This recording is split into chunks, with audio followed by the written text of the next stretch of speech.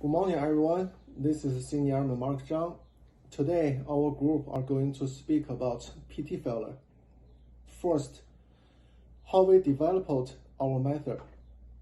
We came to our final process by comparing and contrasting each process model and identifying similarity between them. We also used negotiating and creative problem-solving methods to add in steps that were not specifically mentioned in other problem-solving methods. We believe these less common methods like surveying are the keys the Air Force is missing to help dissect and address the problem across all levels. Our problem-solving process is broken out into 7 steps, starting with step 1. Identify the problem. Clearly define the issue you are working to solve. Step number 2. Find the root of the problem. Analyze the problem to find the possible causes to the issue. Step number 3. Brainstorm ideas and solutions.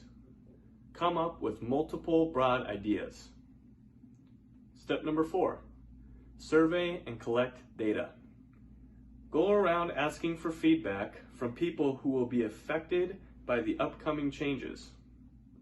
Step number 5. Narrow down. Select the most likely solution or solutions that you believe will best address the issue at hand. Step number 6. Implement and monitor progress. While the changes are taking place, periodically check for positive trends as a result of the change. And finally, step number 7, evaluate and readdress. If you determine the changes to be effective, congratulations. If not, reevaluate the data you've collected and revert back to step 3.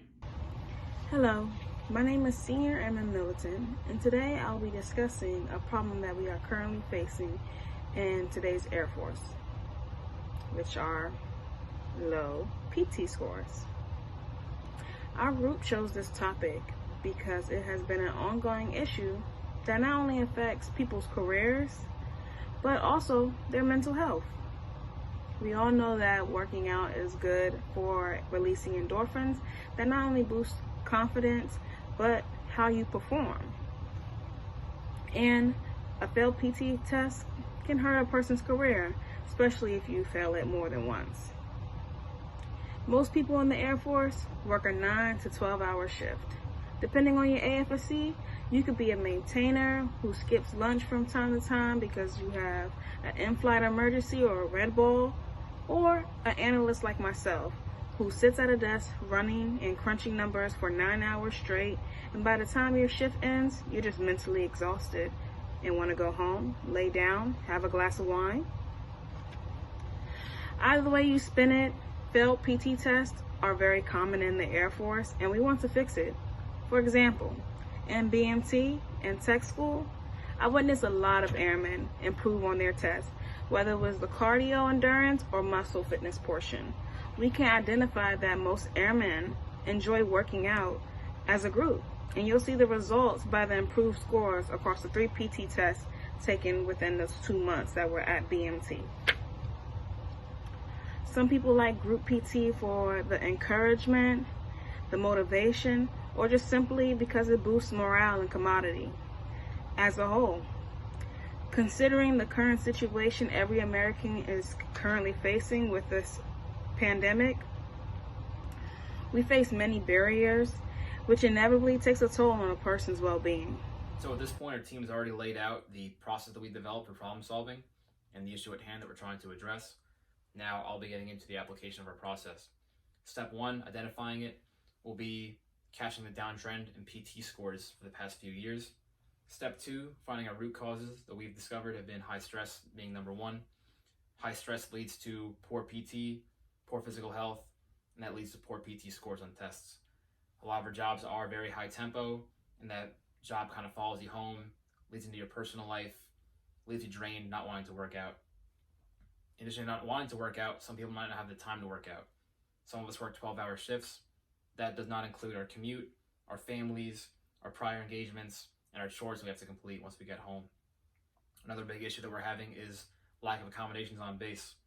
A lot of bases aren't giving people the amount of time they need to work out in the day. If they do, not a lot of bases have a good gym, and some bases don't have a good DFAC.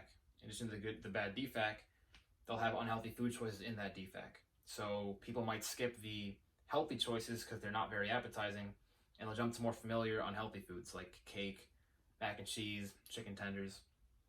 So possible solutions we've discovered. Step 3, so we can bring in a dietitian, revise the DFAC's food menu, kind of give the Air Force some guidance on where to go as far as food choices are. We can hire a personal financial counselor in the Hawks.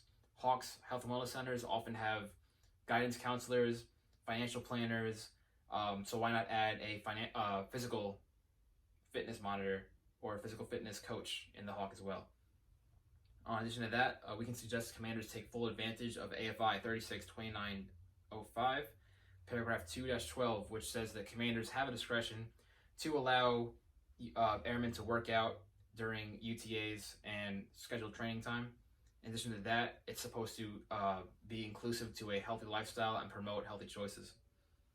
Step 4, surveying is a big thing that I wish that more people did before they implemented change. Oftentimes, changes go above your head, and you don't get a say in what happens. So asking the bottom level, mid-tier, and upper tiers, what do you want to see, and the change that we come up with, do you agree with them before they're implemented, I think is an important step. So we'll go around asking, what food choices do you want? How much time do you need to work out? Do you think there's other reasons why your coworkers are failing their PT test? And through that, we can maybe develop more options, go back a step, and reevaluate where we want to go. Step 5 is going to be kind of trimming off the fat of the unnecessary ones. So we're going to decide to drop the food menu idea changes because not everyone uses the DFAC, and not every base uses their DFAC day to day. A lot of guard bases use it once a month, and that once a month, a lot of people don't even go there. So we decided that might be a waste of resources to change.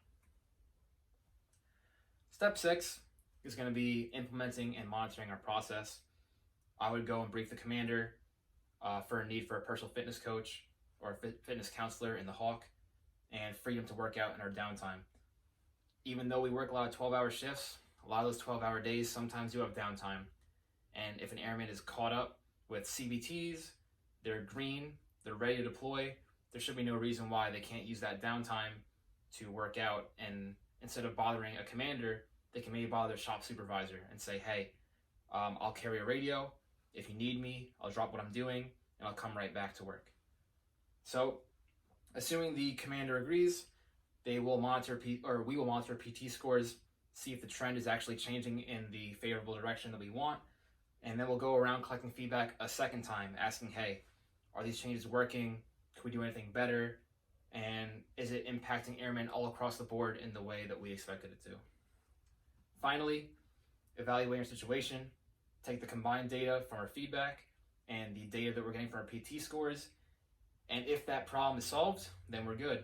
If not, then we'll go back, take that data, and go back to step 3, readdress, and come up with more solutions for the problem that we're having.